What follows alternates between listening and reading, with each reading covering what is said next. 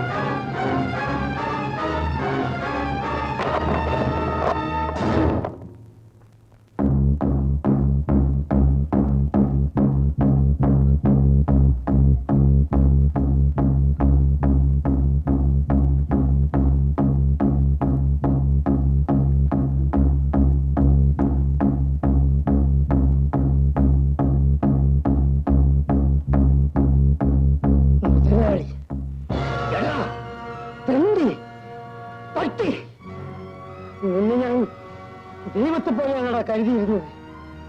ആ നീ എന്റെ വീട്ടിൽ നിനക്ക് വേണ്ടി ഞാൻ എന്തെല്ലാം ചെയ്തു. എന്നിട്ട് നിനക്ക് വേണ്ടിയല്ലേ തൊഴിലാളികളെ ദ്രോഹിച്ചത്. നീ എന്നെ കൊണ്ട് പോലീസുകാരനെ കൊല്ലിച്ചില്ലേ? നീയാണ് അതൊക്കെ ചെയ്യിച്ചെന്ന് ഞാൻ പോലീസിനോട് പറയാൻ പോകും. എന്തുണ്ടെങ്കിലും നമുക്ക് പറഞ്ഞു തീർക്കാമല്ലോ. നിങ്ങൾ വാ. തുടരുത് തന്നെ.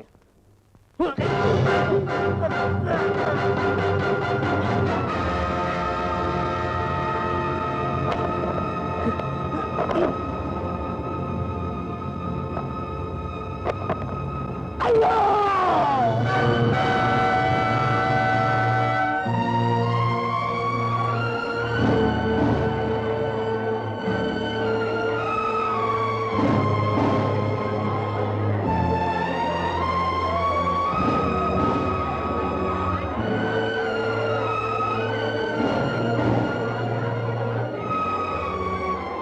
വന്നേ, ഇറങ്ങിയെടുത്തു.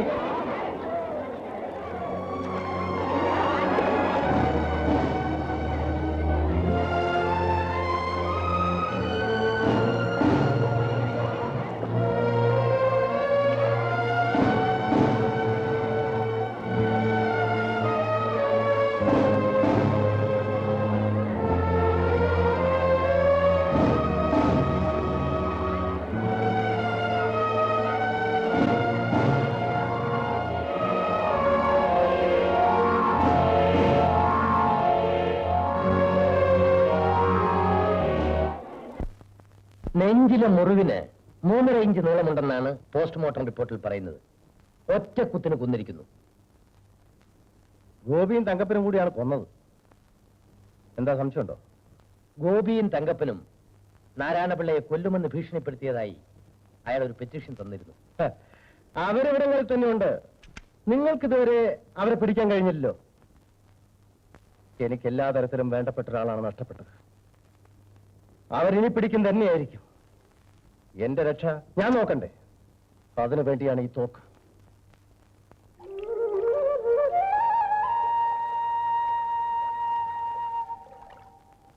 സാർ, സാർ,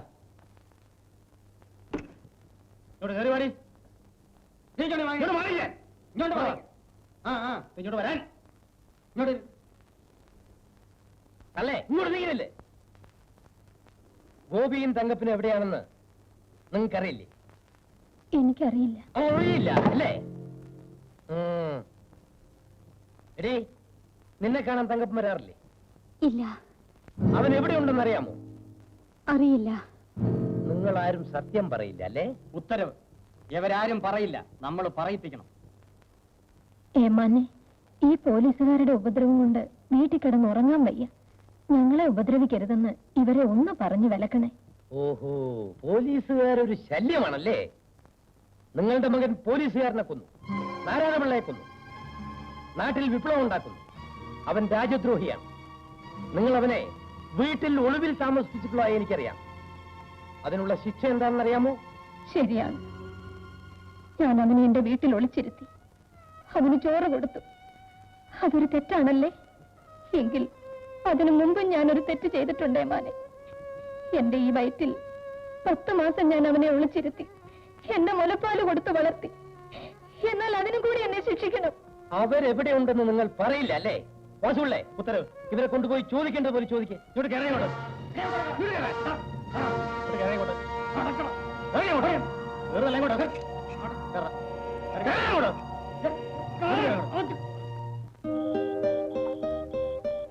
അമ്മയെയും അവർ തല്ലിയല്ലേ? എല്ലാരെയും തല്ലി. ചെയ്യാത്ത കുറ്റത്തിനാണ് ഞാൻ ശിക്ഷ പേടിച്ചോടുന്നത്. കുറ്റം ചെയ്തിട്ട് ഒളിവിൽ കഴിയും. മുതലാളിയെ കൊല്ലണം. വേണ്ട ഗോപി, വേണ്ട. അങ്ങനെ ചിന്തിക്കരുത്. എന്നെ സ്വീകരിക്കാൻ ജയിലിന്റെ വാതിൽ തുറന്നു കിടക്കുകയാണ്, അല്ലെങ്കിൽ മരണത്തിന്റെ വാതിൽ. എന്തിനാണ് മരണത്തെക്കുറിച്ച് പറയുന്നത്? ജീവിതത്തെക്കുറിച്ച് പറയൂ. നമുക്ക് ജീവിക്കണം. അതിനനുവദിച്ചില്ലെങ്കിലോ? ഗോപി, ഈ കായൽ കരയിൽ എവിടെയോ ഒരു വീട്. അതിന്റെ മുൻവശത്ത് മണ്ണെണ്ണ വിളക്കും കത്തിച്ചു വെച്ച് വാതിലും തുറന്നിട്ട് നിങ്ങൾക്കായി ഞാൻ കാത്തിരിക്കുന്നു. ഇതെന്റെ ഒരു സ്വപ്നമാണ്. നമുക്ക് സ്വപ്നങ്ങളേ ഉള്ളൂ. ജീവിതം കൈമോശം വന്നു പോയി.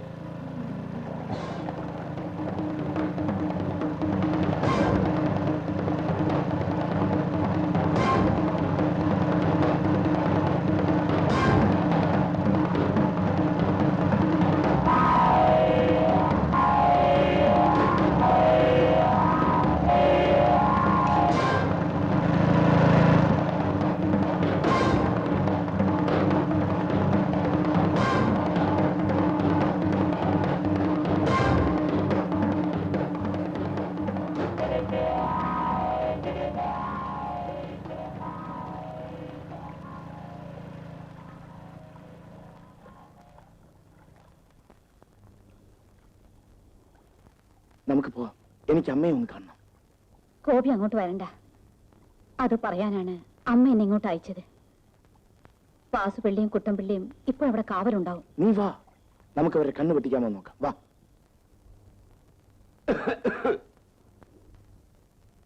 ആരാ അത്? ഞങ്ങളാ പോലീസുകാര്. മനസ്സിലായി. ഉടുപ്പും തൊപ്പിയും കണ്ടാൽ അറിയാം പോലീസുകാരാണെന്ന്. പ്രത്യേകം പറയണ്ട. നിന്നെ ഇന്ന് സ്റ്റേഷനിൽ കെട്ടി ഓവറാൾ ചെയ്ത് വിട്ടതല്ലേ? എന്നിട്ട് നിന്റെ തണ്ട് കുറഞ്ഞില്ലേ? ഇനി അത് കുറയില്ല, കൂടുകയേ ഉള്ളൂ. നിങ്ങൾ കൊണ്ടേ തല്ലിയപ്പം അതിന്റെ വേദന ഇത്രേ ഉള്ളൂ എന്ന് മനസ്സിലായി. ഒരു ബീഡിങ് ഉണ്ടാ. എന്നാ ഞാൻ പോയി ഒരു ചായ കുടിച്ചിട്ട് വരാം. ഞാനും വരാം, എനിക്കും കുടിക്കണം. എടോ, നമ്മൾ രണ്ടുപേരും കൂടി പോയാലേ നമ്മൾ തിരിച്ചു വരുന്നതിന് മുമ്പ് അവന്മാർ ഇവിടെ വന്നിട്ട് പോകും. അതുകൊണ്ട് താൻ ഇവിടെ ഇരി, ഞാൻ പോയി വന്നിട്ട് തനക്ക് പോകാം. ഞാൻ തനിച്ചിവിടെ ഇരിക്കുന്ന കാര്യം അവന്മാര് വരുമ്പോ ഞാൻ ഒറ്റയ്ക്കാണെങ്കിൽ എന്താ കുഴപ്പം? ചേട്ടൻ ഒന്ന് ആലോചിച്ച് നോക്ക്. എന്താ ആലോചിക്കാനടോ? അല്ല, ചേട്ടനൊന്ന് ആലോചിച്ച് നോക്ക്. ശരിയാ, ചേട്ടനും ഒറ്റയ്ക്കാ ചായ കുടിക്കാൻ പോകുന്നത്. ഒറ്റയ്ക്കാണല്ലേ? ആ, താനും വാ, ഞാനും വരാം. ഞാനല്ല.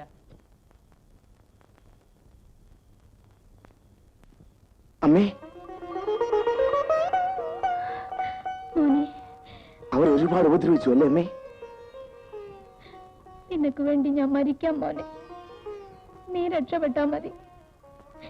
മരണത്തിന്റെ ദിവസങ്ങൾ നീട്ടിക്കൊണ്ടുപോകാമെന്നല്ലാതെ എനിക്ക് രക്ഷപ്പെടാൻ കഴിയില്ലമ്മേ. മരണം കാക്കിയുടുപ്പിട്ട് നിയമത്തിന്റെ വേഷത്തിൽ എന്നെ വേട്ടയാടുകയാണ്. അവരെന്നെ പിടിക്കുന്നതിന് മുമ്പ് എന്നെ ഈ നിലയിലാക്കിയവനോട് ഞാൻ പകരം ചോദിക്കും. അമ്മയ്ക്കും പേടിയായിരുന്നു മോനെ. നീ തൊഴിലാളികൾക്ക് വേണ്ടി യൂണിയൻ ഉണ്ടാക്കിയപ്പോ അതെന്തോ വേണ്ടാത്ത കാര്യമാണെന്ന് എനിക്ക് തോന്നി. ഇപ്പോ എനിക്കെല്ലാം മനസ്സിലായി. നീ ചെയ്യുന്നത് നല്ല കാര്യമാണ്. നീ എപ്പോഴും പാവപ്പെട്ടവരുടെ കൂടെ ഉണ്ടായിരിക്കണം. അവർക്ക് വേണ്ടി നീ മരിക്കണം. മോൻ പൊയ്ക്കോ. എപ്പോഴാ കാലന്മാര് വരുന്നെന്ന് അറിഞ്ഞുകൂടാ. മുതലാളി ഇതിലെ വരുമ്പോ ഞാൻ ഒളിച്ചിരുന്ന് കല്ല് പെറുക്കിയറിയും. മോനോടെ മാവും പോട്ടെ. മോനെ, എനിക്കിനി നിന്നെ കാണാൻ കഴിഞ്ഞില്ലെങ്കിലോ?